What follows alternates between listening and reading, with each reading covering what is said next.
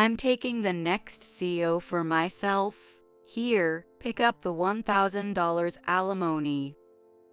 Susanna, my best friend, sneers with a twisted smile. She mocked me from the bottom of her heart. Right beside her, my husband Max was grinning smugly. These two had been betraying me through their affair for who knows how long. Susanna probably stole Max from me just because he's the son of a big company CEO. She's always loved money, but I never imagined she'd go as far as to steal her best friend's husband. I've lost both my husband and my best friend. Was I so blind in my judgment? I don't think I could have handled this situation on my own. But I have a strong ally. I close my eyes for a moment and take a deep breath. Then, I open them, glare directly at my two enemies in front of me, and raise the flag of counterattack. My name is Emily, a 45-year-old working housewife. I juggle a job at a company and care for my 8-year-old daughter while handling the household chores. There are plenty of women like me. But I'm a bit different from other people.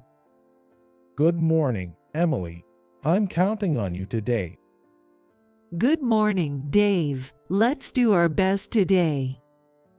My workplace is a large company with annual sales of $500 million, run by my father-in-law, Dave. He's the CEO of a medical equipment manufacturer, and my husband Max is his only son. I met Max in college and started dating him after his confession. I lost my mom early on, and my dad raised me alone. But he was always busy with work, so I didn't get much attention from him. That's why I like caring women like you, Emily. He told me this a little after we started dating. It was well known among our college peers that Max was the son of a big company CEO. I never imagined I'd be able to date him, let alone marry him. People probably think I'm winning in life. But married life with Max wasn't all sunshine and roses. Hey, Max, I'd like to work. After graduating college, I married Max right away, but I found myself with too much time on my hands. I could afford to stay home, but I came from a typical middle-class family, so that kind of life just didn't sit well with me. So, I casually told Max I wanted to work. You're married to the CEO's son of a big company.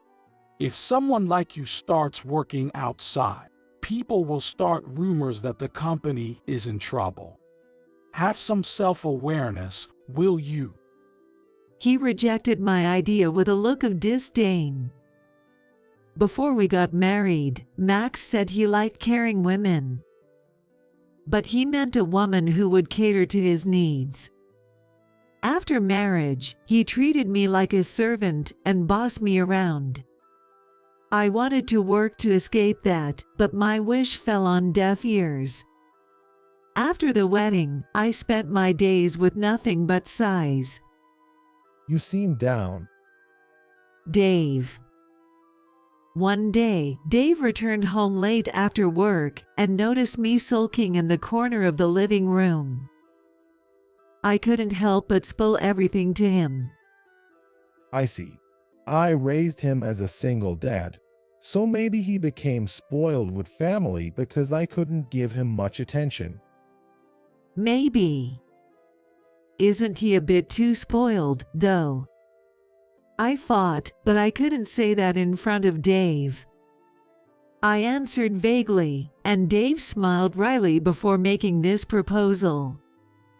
Emily, if you're okay with it, why not work at my company? What, really? I was overjoyed as Dave nodded with a smile. He said he'd explain the situation to Max, so I gratefully accepted his offer. After that, I began working at Dave's company, got pregnant with Lynn, and gave birth safely. I believed that having a child would bring Max back to his former, kinder self, but unfortunately, my prediction was wrong. Max continued to treat me as he always had, ordering me around. On top of that, I was constantly busy with parenting, work, and housework, but I preferred this lifestyle over doing nothing. By the way, despite being the son of a company CEO, Max hardly worked at all. He seemed content to rest on his laurels. It's pointless to work that hard. He'd say snidely, mocking my busy schedule. Lately, I felt like Max's attitude toward me was growing worse. My resentment continued to build. Max has been so cruel lately. The other day, this happened. That's clearly your husband's fault. My confidant and best friend was Susanna.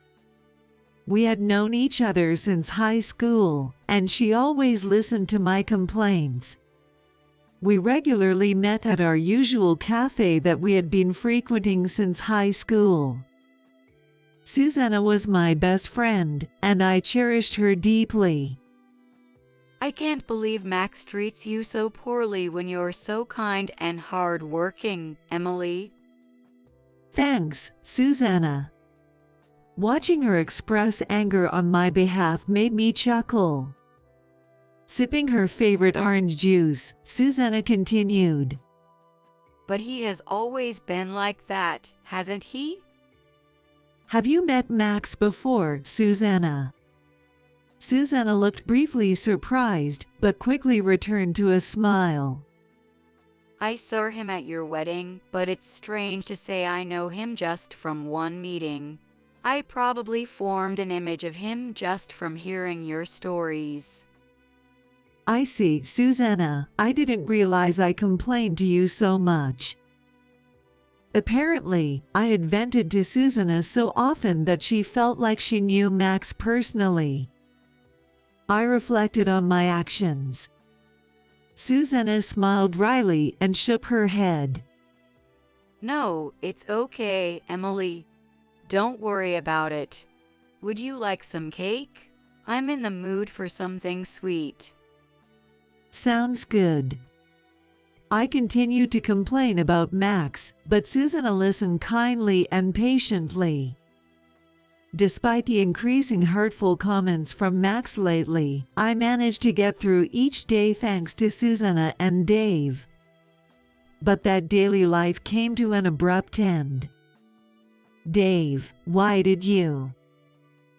One day, Dave suddenly fell ill and never returned home. I took care of him in the hospital, hoping for his recovery, but my wishes went unanswered. Though he was still energetic at first, Dave gradually weakened and then passed away. Grandpa. Lynn, who adored Dave, wore a sad expression. She had always accompanied me to the hospital and helped care for Dave. Meanwhile, as for his own son, Max. Since you're visiting the hospital, I don't need to go, right? He didn't visit Dave even once, nor did he show any sorrow when Dave passed away. I'm not really into this stuff, so I'll leave it all to you. He dumped all the arrangements for the funeral and paperwork on me. With help from Dave's legal advisors and employees, I managed, but I was dumbfounded by Max's selfish behavior. He did attend a funeral as Dave's only son, but he didn't pay respects afterward and continued to come home late every night. Hey, I'm back. That day, Max returned home late as usual, and I looked at him with exasperation. Lynn had just finished her bath and was preparing for bed. Max's face was flushed, likely from drinking somewhere. Daddy, You smell like alcohol. Lynn muttered with a look of dismay, much like mine. Max, it hasn't even been half a month since Dave passed away. Where do you go every single day? I finally couldn't stand it any longer and confronted Max, but he just twisted his face in annoyance. It's my life. I can go where I want. Stop prying into my business. You don't have the right to tie me down. But Dave just passed away. So what? I have to stay home all the time. Being around your sad face makes me feel crazy. His unreasonable words made me snap back without thinking. Remember when I wanted to work, you told me to act like a CEO's wife with awareness. How about you start acting like a CEO's son? What will people think if you keep wandering around after your father just died? Whoa. In the middle of my sentence, Max threw his bag at me in anger. Fortunately, the bag didn't hit Lynn or me and fell to the floor instead. Max glared at me with fury in his eyes. Don't talk big to me. Next time you talk back, I won't let it slide. With an angry look, he stormed out of the living room. Left behind were only Lynn and I, stunned. Mom, are you okay? Lynn, who came to her senses before me, looked at me with concern. I forced a smile and turned to her. I'm okay. I'm sorry you had to face something bad, Lynn. It's not your fault, Mom. My kind daughter, who always looked out for me even at times like this, I hugged her gently. Without Lynn, I might have broken down. Despite Lynn grieving over her beloved grandfather, she still managed to offer me comforting words. Marrying Max might have been a mistake, but becoming a family with Dave and Lynn was the precious treasure I gained from this marriage. A few days later, sigh. I had just about managed to get the paperwork sorted, and all that was left was to wait for the memorial mass after Dave's death. Thinking I might have some time now, I was about to contact Susanna to vent when a call from Max. Max, you had gone out again today, called me suddenly. Hello, what's up? I need to talk. Meet me at the cafe near the station. His imperious tone made me want to sigh, as if he had been enjoying himself all day as usual. However, thinking it would be more trouble to refuse, I headed to the designated spot. This cafe, Susanna and I often use it. The cafe, which we had been visiting since high school, might look old, but the food served is delicious, and the ambience inside is stylish and calm. It was surprising that Max, who liked flashy places, knew this cafe, but I entered nonetheless. There, I was about to learn an unbelievable truth. Excuse me, what did you just say? Max, you have been waiting at a back table, immediately confronted me as I took my seat. That's why I said we're getting married. I want a divorce from you. Max grinned as he thrust a divorce paper at me. I wasn't shocked because Max wanted a divorce. It was shocking because the person Max said he was going to marry was sitting next to him.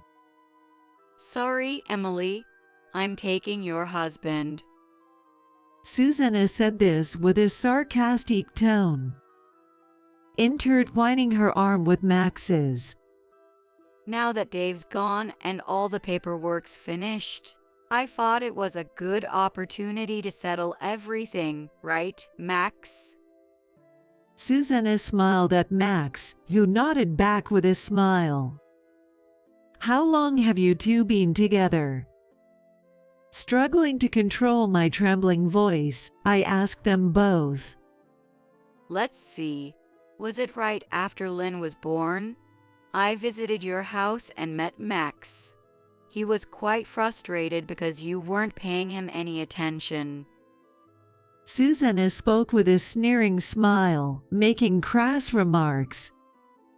It was an ugly grin that I had never seen before. You should start packing to leave. Out of pity, I'll let you stay in the house until you're ready. I'm going to Susan's place, so contact me when you're done. There was more I wanted to ask, but they quickly left a cafe after placing the divorce papers on the table. I stared at the divorce form, which Max had already signed, and let out a small sigh. I carefully folded the divorce papers and placed them in my bag, then took out my phone to call someone. A few days later, Are you done preparing to leave? Max returned home for the first time in a long while. After that day, he really moved into Susanna's place and had not come back to this house even once. In the meantime, I had hurriedly finished certain preparations and contacted Max yesterday. Lynn wasn't here right now. It wouldn't be right to involve a child in the ugly disputes that were about to unfold. So, I had left her with a coworker and friend who has children. Lynn is very attached to her and gets along well with her children, so she must be having a good time right now. This house, it's been a while since I've been here. It's always such a grand home. To think I'll be living here from now on, it's just perfect. A plain woman like you doesn't deserve a place like this. Susanna, cheerful and uninvited, was at Max's side. I didn't call Susanna, but she followed Max. Even as she hurled insults at me, she kept a smile on her face. She seemed quite pleased that, by divorcing me, she would become the wife of the CEO. Please, take a seat. I led them to the living room, and they looked surprised. Who is this? Don't let strangers into my house without permission. So, you've been cheating too. Guess it's fair then, right? A serious-looking man in a suit was sitting in the living room. He didn't even flinch at their disrespectful words. Don't be rude. This man was someone I had invited, certainly not an affair partner. Ignoring their petty provocations, I took my seat. So, are you ready to get divorced? Yes, I have the divorce papers right here. I presented the completed divorce papers, and they both smirked. At least you're prepared. Do you understand what's going to happen to you now? You'll no longer be a CEO's wife. You'll lose everything, such as money and a place to live. What awaits you is a bleak future after Max has discarded you. Susanna gloated triumphantly, and I calmly replied, Susanna, let me ask you one thing. Why did you have an affair with Max? Well, isn't it obvious? Max is the heir to a large corporation. If I marry him, I'll never have to worry about money. Hearing this, I understood internally. She had always been fond of money. Even spending her student days engrossed in part-time jobs, letting her grades slip. Even as an adult, I fought her greedy for money, but since Susanna was my friend, I never reproached her. Looking back, perhaps if I had cautioned her then, things might not have turned out this way. But it was all too late now. Hearing her words, Max shrugged exaggeratedly and wrapped an arm around her waist. Hey, you're just after my money. Oh, I do love you, of course, just as much as I love your money. With a raucous laugh, Susanna turned back to me. Then, as if to prove her point, she pulled out a wad of cash from her bag and tossed it in front of me with a thud. That next CO is mine. Here, take this $1,000 for your divorce. You'll be penniless afterward, so consider this a special gift. How crude these people are. I grimaced at their despicable behavior and thought of a good comeback. Just then, the man in the suit sitting next to me shook his shoulders. Moments later, he clutched his belly and burst into laughter. What the hell? Max let out a surprised gasp. Beside him, Susanna had a puzzled expression. Sorry, my apologies. You just seem to have no grasp of your own situation, so I couldn't help myself. Wiping away tears, the man took out a business card holder. He handed them each a card and introduced himself. Nice to meet you both. I'm John, an attorney who worked with the late CEO Dave. Attorney. Susanna was bewildered. Max looked puzzled, as if he hadn't expected attorney to be in attendance. Then John dropped a bombshell that made them nearly jump out of their seats. So, you're Susanna, Max's mistress. You think he'll become the CEO's wife, but that's a huge misunderstanding. The heir is Emily, and Max is unemployed. John's words left both of them gaping in shock. Watching their faces, I remembered something. When Dave was still conscious in the hospital, he suddenly told me this. Emily, when I pass away, divorce him. Max is cheating on you. Dave's words surprised me, but at the same time, I wasn't too shocked. A few years ago, I found a woman's accessory in Max's bag, along with a hotel receipt, so I knew he was cheating. I briefly considered divorce, but I couldn't entrust Dave to Max, who was always fooling around. Besides, if I divorced Max, I'd get custody, and Dave and Lynn would be separated. Dave and Lynn were so close that I sometimes got jealous. I didn't want to break them up, so I turned a blind eye to Max's infidelity. At the time, I had no idea that Susanna was the other woman, nor did Dave seem to know the details. When I told Dave about it, he looked surprised for a moment and let out a deep sigh. I can't believe my actions have forced you into hardship, Emily. That's not it. Sure, it's partly for our daughter, but I didn't want to be separated from you either. I love you just as much as Lynn does.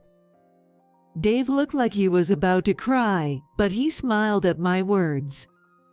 Then, with a determined expression, he said something even more surprising. If you're okay with it, I'll leave you everything. What? I don't want my inheritance going to Max. Dave had given up on Max long ago, just as I had. No way, Dave, I don't need your inheritance. Just stay healthy for as long as you can. I said that, but it seemed like Dave had already prepared everything. After he passed away, I contacted John to handle the paperwork, and he told me that Dave had left a will leaving everything to me. So, all of Dave's estate, including the company, will belong to Emily. John placed Dave's will in front of them. Just in case, he gave them a copy. It didn't take long for the just in case to happen. I'll never accept this. Max shouted and tore the will in half. Seeing the will split in two, I secretly sighed with relief that we'd made copies. You mean you're going to be the CEO? Next CEO is me. You're just a housewife. Sure, you worked at my dad's company, but just as a temp. What do you know about running it? Could he really not know this? I almost said it aloud. Instead, I kept my cool and told Max something he didn't know. I'm just a temp worker. That's not true. I'm the head of the secretary department. After marrying Dave, I started working at his company. At first, I was just a temp like Max said, but I discovered that I enjoyed working, so I worked hard at Dave's company and gained experience. My efforts were recognized, and I was promoted to a permanent position. After becoming a full-time employee, I climbed the corporate ladder steadily, eventually reaching the head of the secretary department. Our department's job is to support the busy CEO. I've been observing the CEO's work up close for years. Dave had intended to make me his successor for a while, so he secretly entrusted me with presidential duties to help me gain experience. Before he passed away, Dave even spoke with the executives. The next CEO isn't going to be you, Max, someone who spent all his time playing around and made no effort. It's going to be me, who's been working hard all this time. John nodded at my words. The formal procedures have already been completed. You and Susanna are the only ones who believe that Max will be the next CEO. The life seemed to drain from Max's face. His gaze wandered nervously until it landed on the torn will on the table, where he fixated on one sentence. It was Dave's words of rejection for his son. I won't leave any inheritance to my only blood relative, Max. Cutting off his son must have been tough. But Max had lived selfishly enough to push his own father to this. This outcome was Max's own doing. I returned the $1,000 that had been thrown at me earlier to the two of them, now as pale as ghosts. From now on, things will be hard without money, right? Max won't be the next CEO. I'll divorce him, and you'll be thrown out of this house, losing everything. So here, take this back. Consider it a little help with your living expenses. Susanna's face flushed bright red with rage at my words, and she shouted, You've got to be kidding. I refuse to accept this. She violently slapped my hand when I tried to return the $1,000. Then, her face contorted with anger, she glared at John and approached him threateningly. Max is his only blood relative. It's only natural that Max should inherit the company. It's unforgivable that she would inherit everything. Susanna's face was beet red with fury. John looked at her with an exasperated expression. You say you won't accept it, but you two are the only ones who haven't. Legally, all procedures have been completed, and the company's board unanimously agrees that Emily should be the next CEO. I also personally believe it's better for Emily to lead. John glanced at Max. I'm the company's attorney, but Max, have you ever met with me once? You haven't, right? You even mistook me for Emily's lover. He let out a deep sigh. If you had taken your job as the next CEO seriously, you would have met with me many times. It's absurd that someone who hasn't trained as a CEO should suddenly inherit the role. If that were to happen, the company left by Dave would crumble. A major task like running a company is impossible for someone incompetent. I'm not a business owner, but I know that much. I was a little surprised by John's candid words. When I glanced at him, I saw a hint of anger on his face. John had been indebted to Dave for a long time. When John was just starting his law firm and struggling for work, Dave had given him business, helping him stay afloat. Afterward, Dave appointed him as the company's attorney, and John often said he could never repay Dave. John seemed angry at Max for ignoring Dave all this time. Max sat slumped in his chair, staring at the floor, his face ghostly white. Damn it. Susanna couldn't seem to accept it, lunging at John. I grabbed her hand and stopped her. Let me go. You loser who couldn't even discipline your husband. Don't touch me. I didn't respond to her vile words, calmly stating the facts. If you harm John, the company staff waiting outside will rush in. Oh no. Why are they here? The company's executives, concerned about potential danger, had suggested having a third party present at this meeting. We had called upon the staff who were skilled in martial arts. After the two entered the house, we had them secretly wait outside. When I explained this to Susanna, she paled and quietly sat down. It seemed she had realized she couldn't win. I decided to deliver the final blow to the now defeated pair. I'm going to demand compensation from both of you. John and I have already discussed this. At the mention of claiming damages, the two of them quickly looked up, their shoulders drooping. Then, Susanna tried to cling to me. I'm so sorry. Just forgive me for this, please. I truly regret it. I'll apologize as much as it takes to satisfy you. You'll forgive me, right? Because we're best friends. I brushed off Susanna's reaching hands with a cold response. No, we're done. I absolutely refuse to be friends with someone who would steal another person's husband for money. Don't ever pretend to be my friend again. It's disgusting. As Susanna's face fell into despair, Max kneeled down before me.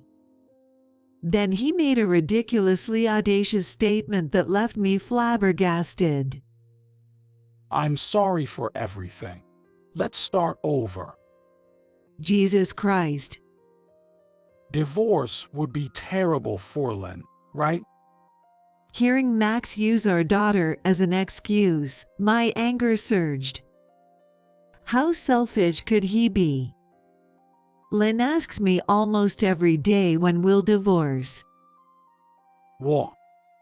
She's 8 years old, Max. She's not a little kid who doesn't understand anything. She's long since lost any affection for you, after how you've disregarded Dave and me. Yes, just like Dave and me, Lynn had already lost familial love for the selfish Max. She had repeatedly told me how she wanted me to divorce and be happy. It took a while, but I was finally going to fulfill Lynn's wish. You no longer have a family. Everyone who was your family has abandoned you. I'm divorcing you, so live well with Susanna. That was your wish, right? At those words, Max collapsed on the floor in despair. Susanna also sat down abruptly, covering her face with her hands and sobbing softly. Later, when I tried to kick them out, they were too busy despairing and crying to leave. So, I asked the company staff waiting outside for help, and they managed to get them out. This house, too, was left to me by Dave. The ownership is already in my name, and it's no longer theirs. I plan to continue living here, cherishing the memories of Dave and with my beloved daughter. Thanks to John, we were able to complete all the procedures for the claim for damages smoothly. Max had to sell his belongings and still had to borrow from a loan shark to cover the rest. I wonder what kind of shady lenders would loan to someone like Max, but as long as he pays the damages, it doesn't matter to me. Susanna exhausted her savings to pay the damages and tried to borrow from friends when she fell short. However, once her friends found out about her affair, they all cut ties with her. Among them were friends Susanna and I had in common. They were all disgusted with Susanna and worried about me. According to what I heard from these friends, Max, with nowhere else to go and no money, moved in with Susanna. But Susanna blamed Max for her predicament. And they had a huge fight, leading to the neighbors calling the police. Eventually, Susanna kicked Max out, and I don't know where he is now. Wherever he is, it doesn't concern me. Susanna, struggling to pay back the damages, turned to the same shady loan sharks as Max. Her future looks as miserable as Max's. Meanwhile, I've taken over as the CEO at the company Dave left me, and it's keeping me very busy. Even though Dave trained me, being CEO is a challenging job. I'm managing with the support of the employees. What suits my hectic days is my precious daughter. Mom, welcome back. You must be tired from work. I'm home, Lynn. You must be hungry, right? I'll make your favorite beef stew today. Yay! I love it, Mom. Just seeing Lynn's smile makes all the fatigue vanish. Though the days ahead may be tough, with Lynn by my side, I'm sure I'll be fine. And I know Dave is watching over us from heaven. As long as he can rest easy up there, I'll do everything I can down here.